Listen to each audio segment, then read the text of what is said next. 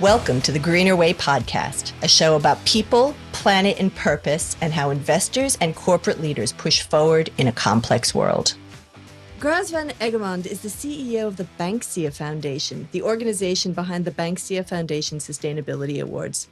Graz is going to talk about this year's awards show in Melbourne and maybe give us an inside look at who does the judging and what we should expect to see in the winner's circle this year. Graz, thank you so much for joining us. Can you just introduce us to the Banksia Awards and what the Banksia Awards are meant to do? Thanks, Rachel. Thank you for having me. Look, the Banksia, as you said, the Banksia Awards have been going for 34 years. And look, it's a program that started just judging environmental leadership, back in the day. So we concentrated very much on environmental sustainability. When I came on board, I really saw the whole issue of environment then progressing into sustainability and taking that whole social pillar, which was really important. And important having that financial pillar too. Let's not forget about that pillar, which is a key part of, that we can still progress on sustainability because of that financial pillar. But we took out the word environmental and it was the Banksia Awards and it was the Banksia Sustainability Awards. And then this wonderful thing happened, the United Nations SDGs, which I am totally in love with, because although we were doing the social pillar and the environmental pillar, it was still really hard to explain to people out there that we were combining all those three and how they interrelated and how we needed to be working on all those pillars together.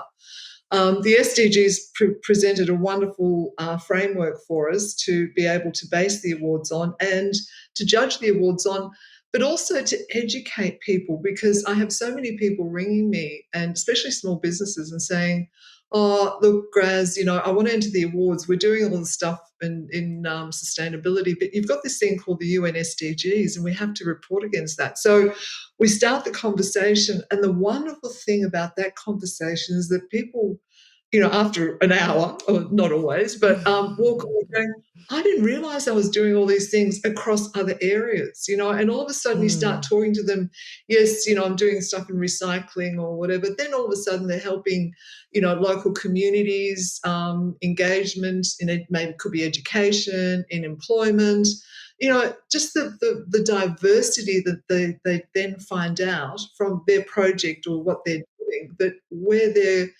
extrapolating to and what areas of sustainability they are touching. So it's been involvement, as I said, very much just environmental, and now the whole 17 SDGs that we love looking at what's happening. Graz, I might just stop there and just remind our audience that while it feels as though we've had those 17 beautiful blocks and that beautiful array for forever, the SDGs are 17 goals that were put together in 2015 around the time of the Paris Agreement. And it's a set of accomplishments for life on Earth to 2030. And I think what I love about the SDGs is that they're also highly intertwined and intercorrelated with life on Earth and poverty and gender empowerment, as well as environment and biodiversity and life on land and life in the water, which I assume feeds so nicely into the Banksia Foundation Awards. It really does. And we've really had a look at, although we can't do, 17 categories, although we've got 15 categories, we're getting there. But we have tried to look at, as I said, for example, health and well-being, how important that is from an environmental perspective to a human perspective. There's programs around that. Diversity inclusion, that we've sort of looking at, we've a category out of that, because we have been looking at what the UN SDGs are targeting and what we should be working at. And we want Banksia to be, or the awards to be, a barometer of what is happening in Australian society, in our businesses, in our sectors, in our not-for-profit areas, right through. And we hope that the categories, as I said, and we will reflect the impetus or where the activities are happening. And look, some are slower than others. We're catching up in other areas, and we're doing really well in some others. For example, this year, we had a record amount of entries, but biodiversity did our head in. We were absolutely inundated, maybe because of or whatever. I don't know if that was something to do with that, but we actually got 8 finalists in biodiversity because the judges were so knocked out with what is Mm-hmm. happening in Australia around biodiversity. And I think, what the federal government's stance on that, and I think there's a real momentum. And it's, as I said, the Banksia Awards is a bit of a barometer. We can see where things are moving Mm, through the mm, categories mm-hmm, number, but, mm, and this is why I don't have any issues of getting judges in, because all the judges want to come in and say, "Oh, I want to be a judge because I want to see what's happening, in mm, particular areas." But it is mm. that, because we see the activities that are happening, as I said, right across the board, in every sector. Mm. I think another thing that I love about the Banksia Foundation Awards is that you're going right across Australia. It's not corporate Australia. It's not just non-for-profit Australia. There's government entities. I remember going to the awards last year, Graz, and sitting next to a health trust from New South Wales who were being recognized for their, I think, their water use initiative, for example, and sitting next to a vineyard who are doing great things in viticulture and integrating traditional owners of the land into some of their activities as well. And so it's such a wonderful way to see different parts of Australia.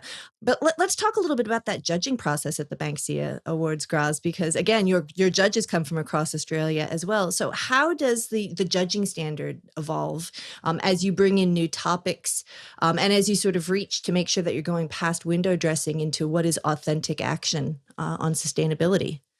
And we really found that particular topic, what is authentic, Mm, particularly the discussion around the judging this year in that area was really strong. The process itself is we do get written entries in. The judges read the entry. mm-hmm, We look at the top 50 percentile of scores. And mm-hmm, by the way, every process we report to our awards governance committee. So they go through mm-hmm, every process that we do to make sure that we're doing the right thing. So I've got this group of people, wagging the finger at me, going, "Oh, come on, Graz, make sure that So it's like we're under, having a test ourselves all the time. But the entry is very different, and then we go to an interview process. And I mm-hmm, maintain some people are great writers, some people are great orators. They can really talk. So we give people both opportunities, because I think it's really important. Especially around sustainability, there's a lot of passion, and there's a lot of personal commitment, and it's wonderful to see that through the interviews. And sometimes that doesn't come through the entries. What we do, and we give the people that do go through to interview process, we do give them a set of questions too that they can prepare, so they are prepared. It's not just a let's have a chat, but mm, it's questions that the judges really want to know. And you can't always do that by reading. Like, how many times do you sit in a judging process and you think, oh, if only I knew this, this, this, and this? So this judging process allows us to go back to the entrance and ask those questions. And then the rigor, as I say to people, we have about 160 judges around Australia who are just amazing. I mean, they spend their time reading these entries, going through, scoring them, providing feedback, because every entry that comes into the Banksia Awards gets feedback. mm-hmm, And it's a big commitment by our judges, but also the rigorous discussion that we have after the interviews is really enthralling, just mm, and the different perspectives, because sometimes, we try to be objective, but the subjective also sometimes is needed. The expertise sometimes, someone mm, can report on, well, I've been involved in this area, but that whole human, as I said, when I say to people, when you're writing an entry, it's not a computer program. This is not just about mm, figures and all that. It's all about what you've done, why you've done it, how you've done it, the difficulties, what you've overcome, and it's the impact that you've made. So, yes, we do need quantitative analysis, but it's all that qualitative work that goes behind mm, some mm, project. Honestly, this is why I've been at Banksia for so long. The energy that you get, the fulfillment, and I would love every school child to have to go to our sustainability success stories on our website and read about mm, what we are yeah. doing. the Mhm. positivity, and just to Mhm. show that there is a future, that we're not, Mm. going towards oblivion. We are actually working Mm. towards the future. And I think that's so important. And I think that's the essence of the Banksia Awards. And again, the fact that it reaches such a breadth of people and spaces within Australia as well, that this is not a narrow category as well. Again, something that I really love about the annual presentations. We're True. going to talk about this year's categories, and maybe Graz will give us a tip from the insider circle on the nominations to watch. But first, I want to take a pause to tell our listeners about our inaugural ESG Power 50 list. We're in the final voting stages to identify the people working at ASX-listed companies that are kicking goals on environmental, social, and governance issues. Have your say on who you think is influential by going to www.fssustainability.com.au/ ESG Power 50 and vote. We'll drop that link in the show notes for your convenience as well. The ESG Power 50 list is brought to you by FS Sustainability, our gold sponsor Schroders, and our silver sponsors in Colonial First State, AXA IM, and Clearbridge Investments. Now, back to it, Graz. Who are the categories and nominations to watch out for this year? Oh, as I said, look, we've got 15 categories. Mm-hmm. Biodiversity is a really interesting one. We've got some really Mm-hmm. interesting, right across different areas of biodiversity. Ag and regional development. That's Mm-hmm. a really interesting and an important one. It's really interesting to see how, and in the years that we've had this category, how that area is progressing around regenerative farming, production, all Mm-hmm. those sorts of Mm-hmm. areas. That's really um, really stepping up, I must admit, and it's exciting to see the change. Health and Mm-hmm. well-being. This is a really cool one. Mm-hmm. It is that sort of human element, being selfish that, I want good things to happen, not just for the environment, but for us as people too. How Mm-hmm. do we that healthy environment for ourselves and going forward. And I think a lot of people sort of just think around health and well-being as third world countries, but especially after COVID and Mm. where we are today as a society is very different from where we were pre-COVID. And I think that health and issue, it's not about being just fit and exercise as we were before, but mental Mm-hmm. health, and just how we treat each other too, I think is really important. That That sort of, community attention has become so important, and I think we have a new valuation for it. there's a lot of young people jumping out of corporate life who've got this idea and sort of saying, I'm going to give it a go. Mm-hmm. Um, they've sort of seen maybe, and I've come from corporate life too, so it's something, you can't achieve everything you want in corporate life, but Mm-hmm. you want to be your own boss. And there's some astounding ideas coming through. And this is where I see the excitement for young people to show them what they can do, what areas they can study. Mm-hmm. They have to progress along the standard, career path. There is all these jump off positions. If you've got a passion or an interest or something, that it is achievable. And as I said, a lot of our young SME people are doing it.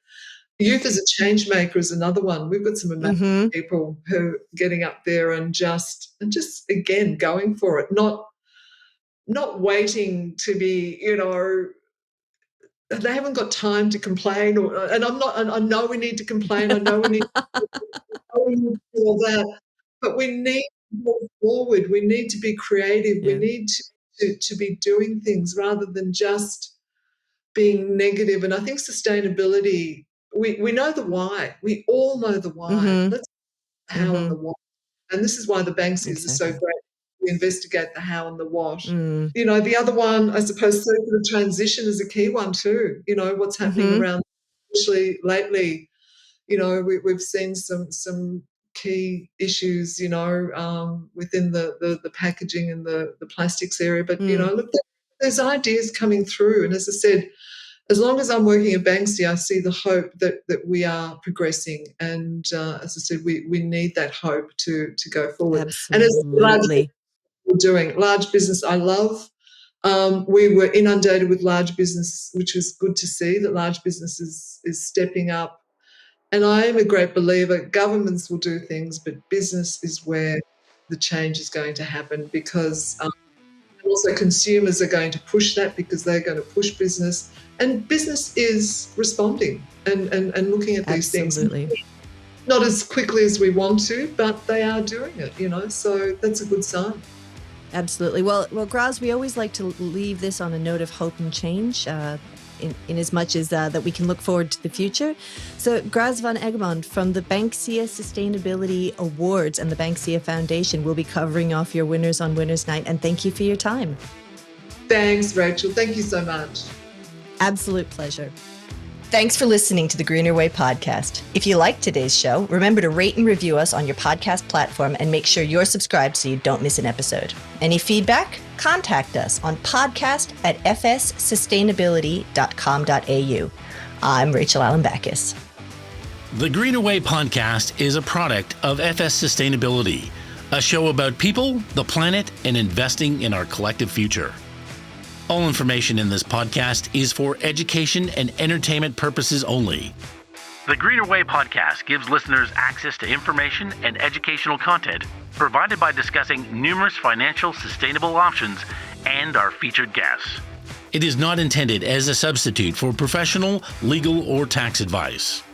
The hosts of The Greener Way are not financial professionals and are not aware of your personal financial circumstances. FS Sustainability operates under an Australian Financial Service License and the exemption made available under the Corporations Act 2001 in respect to any information or advice given. Before making any financial decisions, you should read the product disclosure statement and, if necessary, consult a licensed financial professional. For more information, head to the disclaimer page on the FS Sustainability website, fssustainability.com.au.